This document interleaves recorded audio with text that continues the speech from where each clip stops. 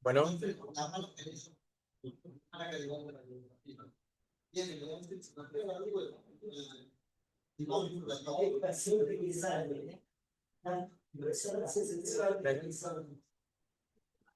¿cómo? Para robar, para robar. O sea, hay que. Ya. Está pegado. No, no. Bueno, buenas tardes a todos los presentes. Cordial saludo. Mi nombre es Luis Miguel Orozco, residente de primer año de clínica. Aquí con mi compañero Manuel vamos a tocar un tema que es de mucha relevancia, sobre todo para nosotros que estamos en clínica médica. No es muy frecuente verlo en internación, porque son pacientes que se manejan mucho por ambulatorios, ya que son tratamientos crónicos prolongados. Pero bueno, tenemos un caso que nos pareció muy relevante, que no consultó precisamente por el título que vemos, pero venía en seguimiento por otras especialidades, traumatología, dermatología, de largo tiempo y no había, digamos, enfocado al paciente porque tenía características clínicas específicas de un Cushing. Y bueno, nos pareció interesante tocarlo. Nada, antes de poder hablar del síndrome de Cushing, me parece interesante enfocar un tomo en el tema de la fisiopatología, entender qué sucede en el eje hipotálamo-hipófisis, glándulas suprarrenales, que nos, digamos, genera esa alteración con cierto tipo de medicamentos. Y bueno, el eje fundamentalmente tiene múltiples procesos endocrinológicos que empiezan con el hipotálamo, específicamente.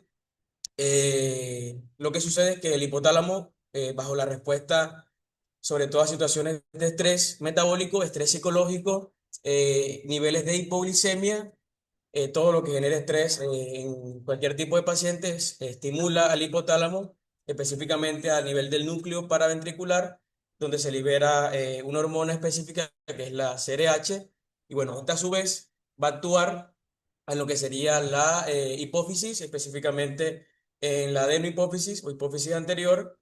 Bueno, y lo que va a suceder acá es que va a estimular a su vez a que a este nivel se libere la ACTH, y bueno, esta ACTH tiene un mecanismo directo de estimulación a nivel de la glándula suprarrenal para que esta, a nivel de lo que sería la corteza, específicamente la zona fasciculada, se libere el cortisol. Que bueno, este cortisol es una hormona muy importante en el metabolismo, que básicamente tiene funciones principalmente en el metabolismo de los carbohidratos, de los lípidos, a su vez en el carbohidratos con el tema de la gluconeogénesis, aumentando la liberación de insulina y aumentando también la resistencia a la misma. Por otra parte, aumenta la lipólisis y el catabolismo proteico. Y bueno, el tema de la lipólisis y estimula la lipólisis sí, y otra cosa es que redistribuye las grasas. Por otra parte, disminuye digamos, la formación ósea a través de la disminución de los osteoclastos. Y por otra parte, algo importante, la sensibilidad a las catecolaminas, entonces se aumenta, digamos, se asocia al aumento de la presión arterial, entonces también contribuye al control de las cifras tensionales, porque genera mayor captación de las catecolaminas y un aumento de la resistencia periférica y de la presión arterial. Y por otra parte, otros efectos como lo es la disminución de la inmunidad, otro a nivel dermatológico como lo es digamos, la no síntesis de los fibroblastos y por ende generará unas características clínicas particulares en los pacientes. Esto es el mecanismo fisiológico normal.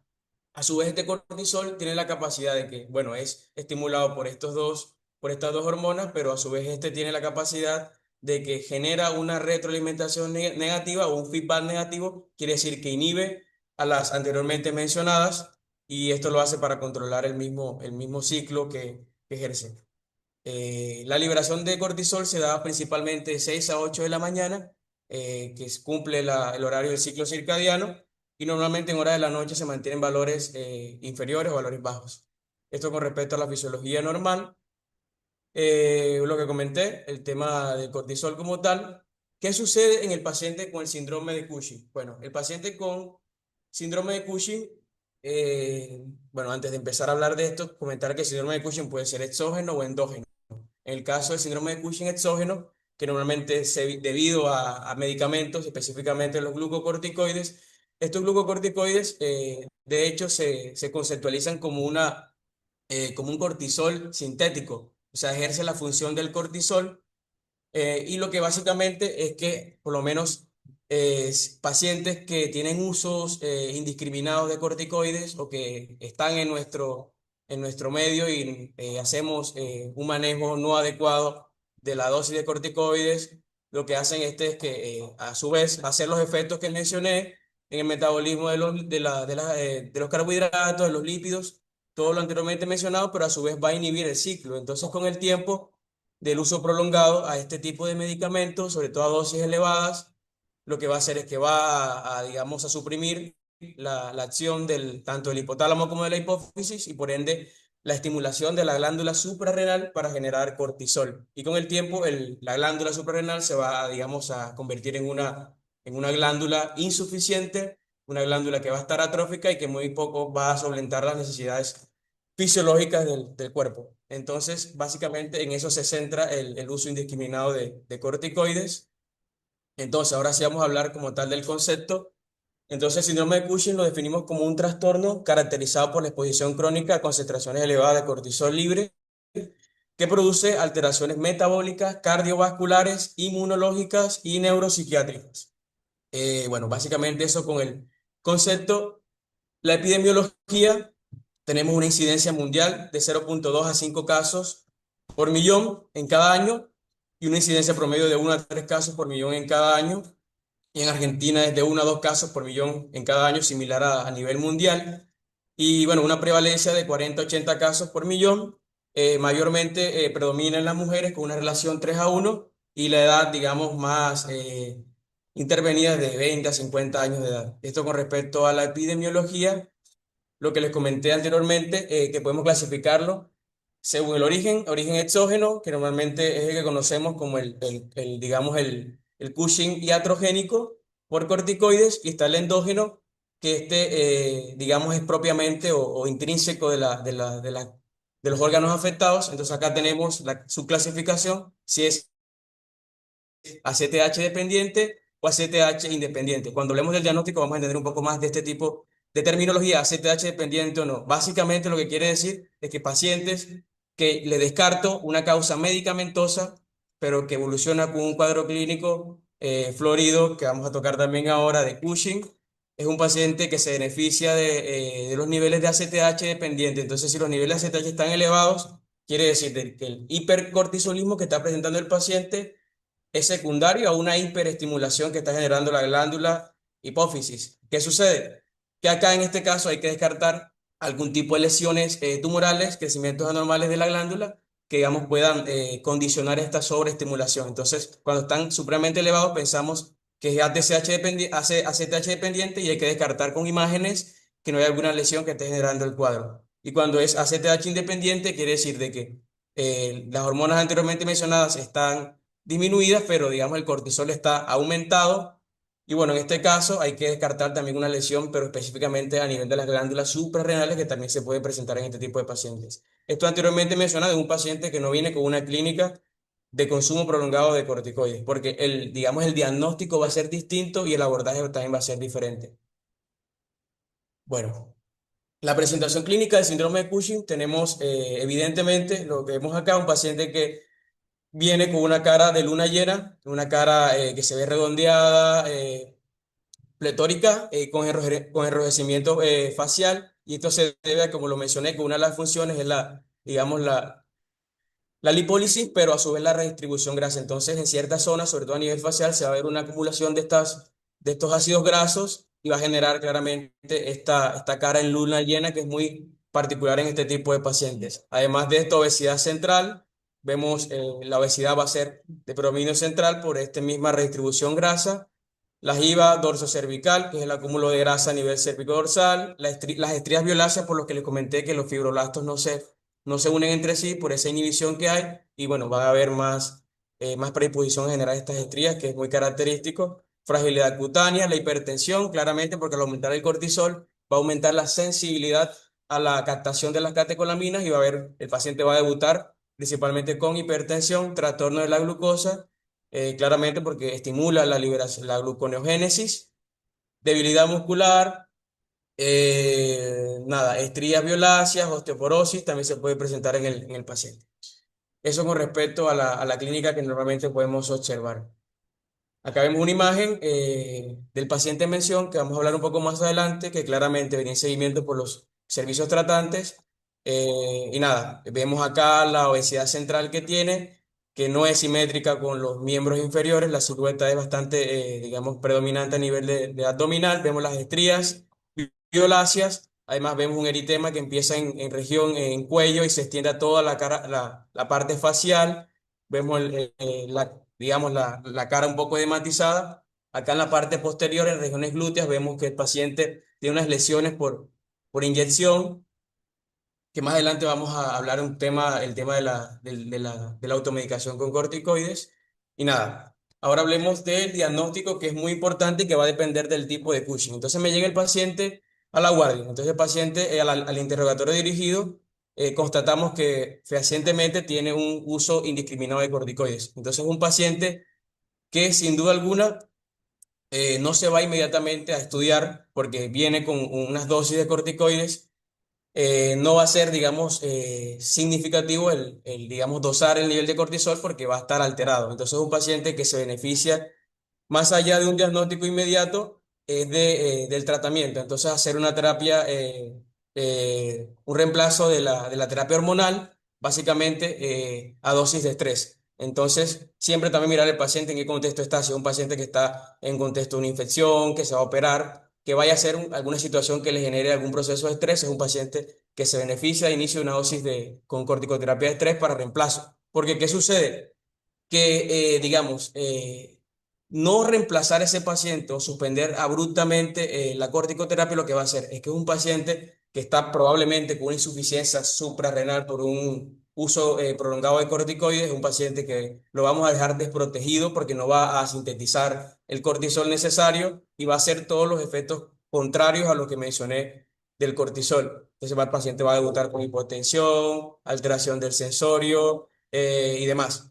Entonces, nada, este tipo de pacientes lo que recomienda la guía es que inmediatamente hacer la terapia de reemplazo a dosis de estrés y bueno, para evitar todas estas complicaciones.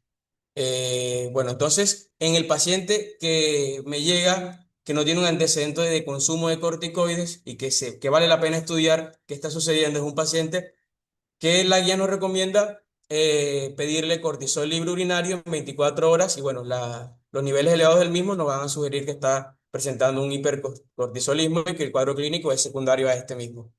En corticol salival nocturno, lo que les mencioné, el ciclo circadiano nos expresa que, digamos que en horas de la noche, normalmente el cortisol está digamos, en dosajes suprarrangos, porque la síntesis no se da, infrarrangos, perdón.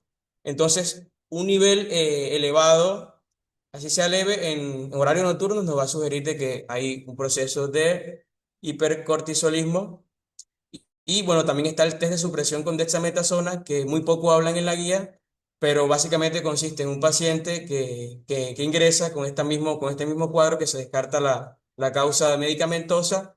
Básicamente lo que se da una dosis de corticoides en horas de la noche y en horas de la mañana se hace el dosaje del cortisol y se evidencia si hubo inhibición del eje. Entonces, vemos si, por ejemplo, el paciente, normalmente si, digamos, le damos la dosis en la noche, en la mañana va a estar el eje inhibido y va a estar el cortisol bajo. Entonces, eso me habla que hubo respuesta. Entonces, un diagnóstico positivo. Y bueno, la determinación etiológica, lo que les mencioné, la ACTH plasmática, cuando está baja, siempre pensar que, digamos, el origen es suprarrenal neto, y acá también se beneficiaría el paciente de una imagen para descartar que haya lesiones a este nivel. Cuando está la ACTH plasmática normal o elevada, que hay sobreestimulación de la hipófisis, hay que descartar que no tenga una lesión a este nivel. Y bueno, aquí lo que está la resonancia magnética de hipófisis, una tomografía de suprarrenales para descartar. Bueno, ahora como vamos al tema del tratamiento, como les mencionaba, la guía nos recomienda inicio de dosis de estrés en este tipo de medicamentos para evitar las complicaciones propias. Claro que sí. Eh, el test de supresión con dexametasona en la persona normal de 1 miligramo ya no es superior. Yo le esa metasona, suprimimos la función ACTH, CRH, y por consiguiente al otro día, el cortisol AM va a estar suprimido, eso es normal. Ok, Si no se suprime si no se suprime como glucosiderides, decimos no. Pero existe un test con 8 miligramos de dexametasona. Vale decir, el test de supresión con dexametasona puede ser la dosis baja, que me sirve para hacer diagnóstico de Pfizer, o test con alta dosis de dexametasona, que me sirve para hacer diagnóstico tomográfico bioquímico cuando yo ya tengo establecido el diagnóstico. O sea, yo tengo un cortisol urinario elevado, tengo un cortisol salival elevado. Tengo dos de esos tres positivos que lo escuché, ¿cierto? Ahora, ¿dónde está? Está en la hipófisis, está ectópico o está en la renal. Bueno, la supresión no me distingue eso, pero el test a altas dosis podría distinguir dónde está. Repito, no se utiliza para hacer diagnóstico de tuyo, sino para hacer diagnóstico tomográfico bioquímico. Podría suprimir el adenoma hipofisario. O sea que si yo tengo un hipofisario con un adenoma productor de ACTH, si le doy 1 miligramo de dexametasona, no lo suprimimos, hago diagnóstico Cushing, pero si le doy 8 miligramos de dexametasona, sí lo suprimimos, se comporta como muy normal. Pero yo ya tengo diagnóstico de Cushing. Entonces, suprimir, digamos, claro, no supresión es el diagnóstico de signo. Exacto. Y si lo distribuyo por 8, se queda hipofisario, porque el adrenal no lo suprimo y el ectópico no lo suprimo. Vale decir, el adrenal y el ectópico no lo suprimí con nada, no se suprime. En cambio, el hipofisario tiene esa diferenciación, que lo podés suprimir con el 8, pero no lo suprimís con 9. ¿Se entiende? Pero no, tiene que ver el test de supresión de dexametasona, porque yo voy a repetir, test de supresión de dexametasona, le va a aparecer 1 o 8. No, para el diagnóstico es 1. Para el diagnóstico tipográfico es 8. Eso utiliza la diagnóstico oficial. Y no hace. De todas formas, eso tiene una sensibilidad y especificidad. ¿Cierto? No es 100% infalible, pero digamos, deben conocer ese cliente de solución con 8 miligramos. ¿Para qué usar? O bueno, para intentar diferenciar si es hipofisario, ectópico o adrenal. Y uno me dirá, bueno, ¿no la das una imagen? Y bueno, a veces hay microadenomas secretores no visibles en las imágenes. ¿No es cierto? Entonces, siempre el diagnóstico bioquímico es complementario con el diagnóstico de claro. Gracias, Lucas. Bueno, siguiendo con la parte del manejo terapéutico, entonces les decía, la guía nos recomienda iniciar con una dosis de estrés en el paciente y que esta dosis va a ser, vamos a hacer el descenso única, digamos, una vez se estabilice las condiciones clínicas que motivaron al paciente a ingresar. Entonces, básicamente nos dice que dependiendo la estabilización clínica, vamos a ir descendiendo ya sea al 50, al 30% de la dosis inicial y bueno, la reducción progresiva de la dosis, la fase intermedia, según las fases que el paciente vaya, digamos, vaya evolucionando. En nuestro paciente hay una particularidad y es que lleva mucho tiempo ingresado y que aún no ha corregido las causas que lo motivaron a ingresar, entonces aún persiste con una dosis de estrés que va más de 2 semanas de internación, entonces más allá del parámetro es la parte clínica que nos diga que el paciente está óptimo para hacer un descenso o en realidad no está en su mejor momento para hacer un descenso paulatino de la corticoterapia. Eh, Nada, cuando hay manejo refractario del Cushing exógeno, no está tan recomendado, pero hay unos fármacos que también se usan cuando el manejo refractario, como lo dije, está el ketoconazol que inhibe directamente el cortisol, que ayuda a, digamos, disminuir. Está la carbergolina, el mitótano, y bueno, y también el control del síndrome metabólico del paciente. Muchas veces no son pacientes que inmediatamente se le va a disminuir. De hecho, hay pacientes que quedan con corticoterapia de por vida porque tienen una insuficiencia tan marcada, una atrofia irreversible. Entonces muchas veces quedan con corticoterapia de por vida Y bueno, es básicamente controlar los síntomas que el paciente, digamos, controlar el síndrome metabólico que presenta. Y bueno, digamos, la disminución paulatina se hace en conjunto con endocrinología. Y bueno, ahora sí vamos al caso clínico en mención del paciente que tenemos. Bueno, buenas tardes. Nada, como decía Luismi, lo llamativo del caso de este paciente es que no consultaba, o el motivo original de la consulta a la guardia no eran síntomas o signos directamente relacionados a la enfermedad de Cushing, sino que era un paciente de 55 años que ingresa por insuficiencia. Sí. Porque es lo mismo síndrome de Cushing que la enfermedad. ¿Dije enfermedad? Sí. Ah, mil disculpas. Síndrome de Cushing global. Sí, sí. Todos los Cushing son síndrome de Cushing. Tipo específico del síndrome de Cushing es la enfermedad de Cushing, que es la hipofisialia. El tumor seductor del CPH y la enfermedad de Cushing. Primero la más frecuente. Sí, sí. La más frecuente se la venada. O sea, pero no hay que usarlos indistintamente, sino la enfermedad de Cushing. La enfermedad de Cushing es el Cushing hipofisialia. Total. Todos los demás son Cushing, no tiene nada de todo. Bueno, entonces el paciente estaba en plan quirúrgico esa semana para realizar una artroplastía de la cadera izquierda.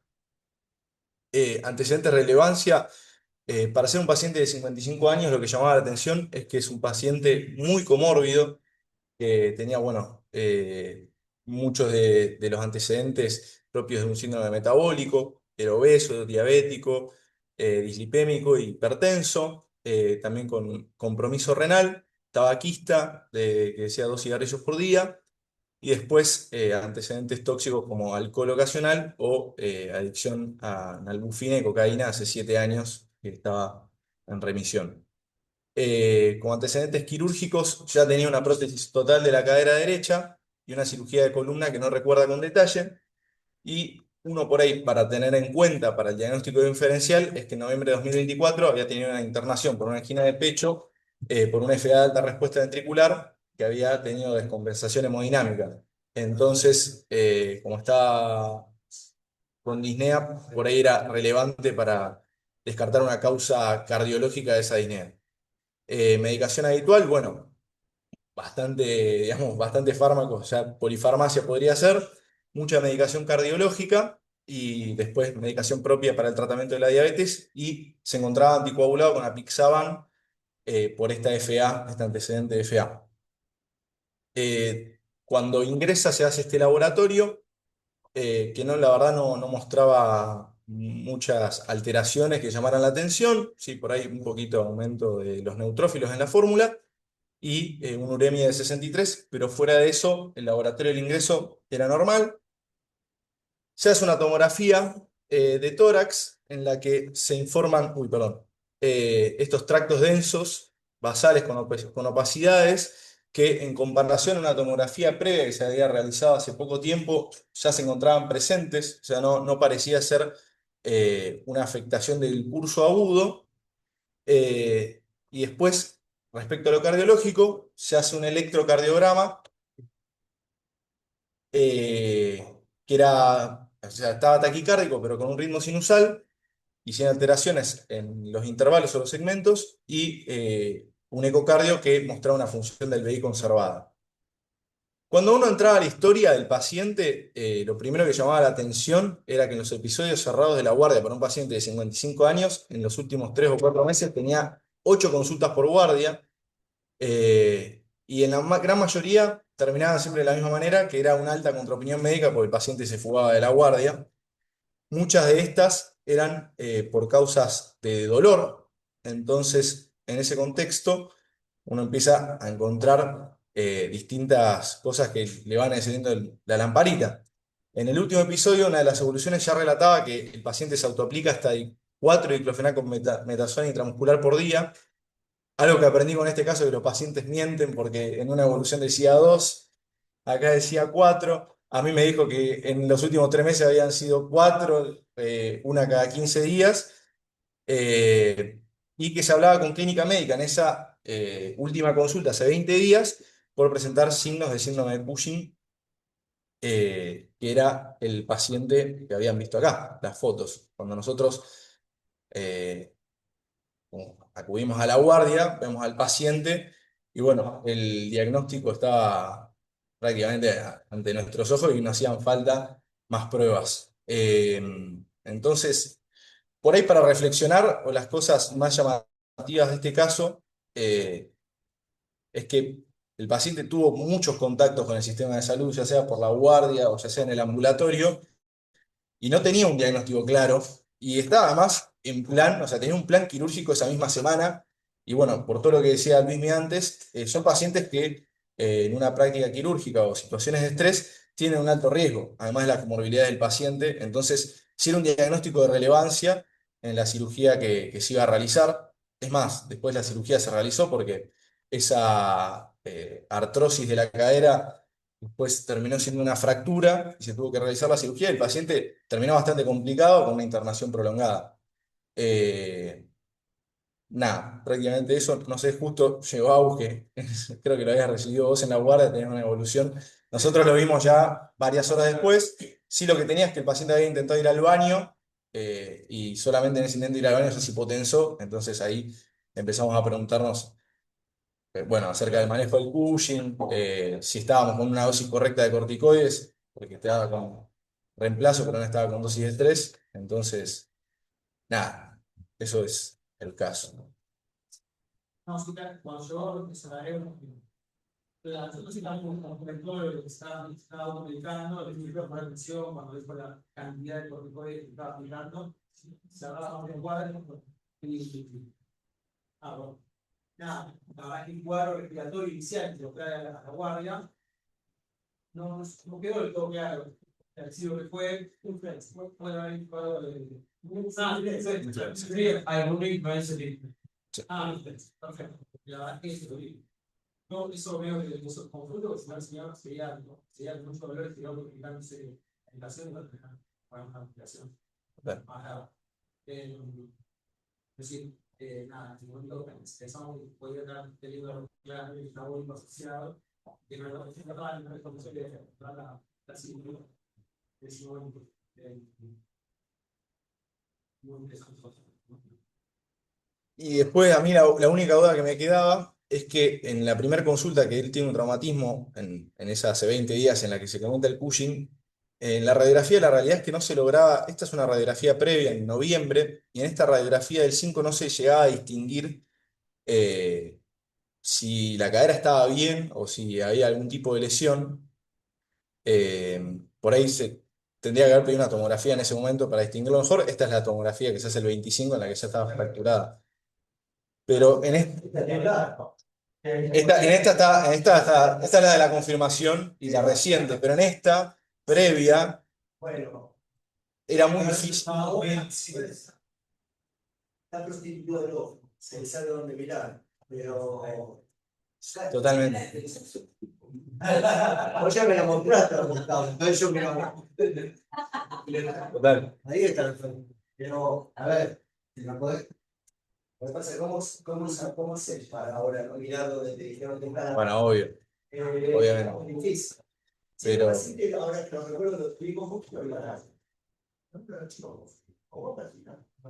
Tuvo una influenza, era camionero, era una artrosis de cadera de un lado, precoz, estaba reemplazado y estaba con muchísimo dolor artrósico de la otra, y manejando el camión, yo no sé si lo dijo siguiendo con el tema del compendio de mentiras o que se aplicaba ampollas intramusculares en el muslo caminando a través del pantalón.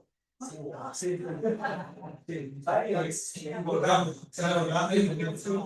Con dexametasona y vitamina.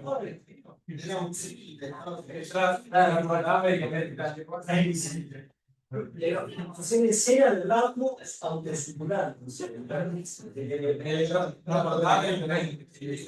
El paciente con enfermedad, con muchísima atrofia, o sea, así como tenía mucha muscular, no tenía glúteos, no tenía nada de glúteos. Y bueno, obviamente la fractura también tiene que ver, obviamente, con la exposición de esteroide, también cualquier esteroide, la osteoporosis o exposición crónica a los esteroides. Y obviamente este paciente también tiene que ver con porque las lesiones respiratorias son más frecuentes en los pacientes inmunosuprimidos. Y de hecho, si bien mejora la mortalidad del COVID, empeora que aumenta la mortalidad de la influenza, o sea que tiene influenza con mayor grado de mortalidad, cosa que no fue el caso, ya sublevó rápidamente fue una enfermedad clínica leve. COVID, severa, tiene crónica, ahora aumenta todas las infecciones respiratorias y uno de un solo corticoide. Este paciente tuvo influenza en febrero, porque tampoco es la semana pico del mismo, la semana epidemiológica de lo que es la curva de la influenza. La tuvo rápidamente, cuando le pasó por el lado se la agarró, y bueno, pero luego realmente se fue una buena cirugía y creo que se fue adelante. Está todavía por aquí. ¿Eh? Está todavía inventado. Sí, sí, sí, internado. Yo no tenía un poco un vacilo gran negativo. Sí, y también necesitó varias múltiples transfusiones después de la cirugía. Y después, hoy la verdad igual lo vimos y está bastante bien. A ver, es un paciente que tiene Cushing, pero es un Cushing exógeno, ¿cierto? Es un que elige a través de la cristiana. Y botar un hipófisis adrenal, cuando vuelve a sacar los corticoides exógenos, es un paciente que va a la insuficiencia suprarrenal por la atrofia del eje. Y de hecho, cuando lo sometas a la cirugía y a la infección, hace insuficiencia suprarrenal relativa a la infección y al evento traumático que implica la infección y la cirugía. Con lo cual, es un Cushing, pero que hay que para totalmente reemplazarlo durante los episodios de estrés. Por lo cual es todo un desafío decir cuánto y cómo y cuánto ponerle los corticoides de paciente. Que si bien los tenía por exceso, luego pueden faltarles cuando lo necesiten. Así que.